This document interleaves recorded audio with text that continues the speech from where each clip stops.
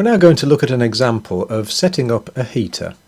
So on my system here I have some unused inputs and outputs. So I have a switch input which is not used, I have an analog sensor input and an output. First of all I need to check the parameters of these devices. So I'm going to click into manager mode. First of all check the switch. So click on the switch, click on the details. And I can see that the switch is in mode 0, which is a standard toggle switch, which is fine.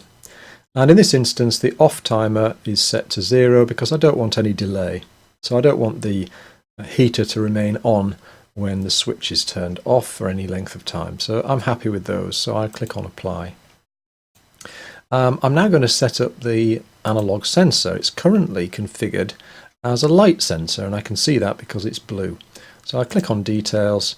It's in mode 0, which is a light sensor. I'm going to select the 0 and change it to a 1.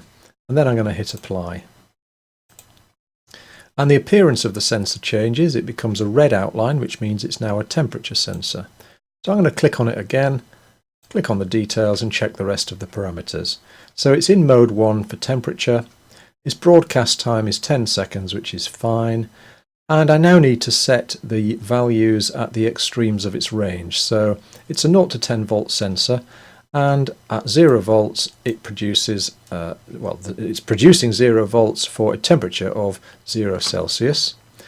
And at 10 volts it means it's got a temperature of 100 Celsius. So I'm going to enter those two numbers into those boxes and hit apply.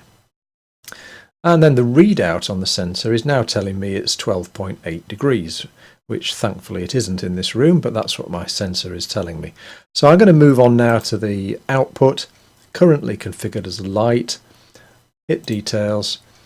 Mode 0 is a light. I'm going to change it to a heater. So I'm going to enter mode 1 and again hit apply.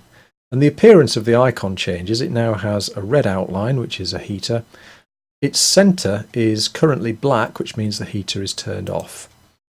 I'm going to hit details again, highlighting the heater, and just check the other values. Mode 1 heater. Average power I've just left at 0 because I'm not using virtual energy monitoring. And the hysteresis, it's now telling me that the units of the hysteresis are in tenths of a degree, so 0.1 degrees. So an entry of 5 means 0.5 degrees. I've got half a degree of hysteresis, which is fine. So I'm going to hit apply, and I'm happy with those numbers. So to set up the heater properly, I'm going to move these icons onto the diagram. I'm going to put the heater switch there and the sensor over here. Then I'm going to connect them up. So click on one end, click on the other. That's the switch connected to the heater. Click on the sensor and on the heater, and that's the sensor connected. In the next video, we'll look at how to set the threshold for the heater.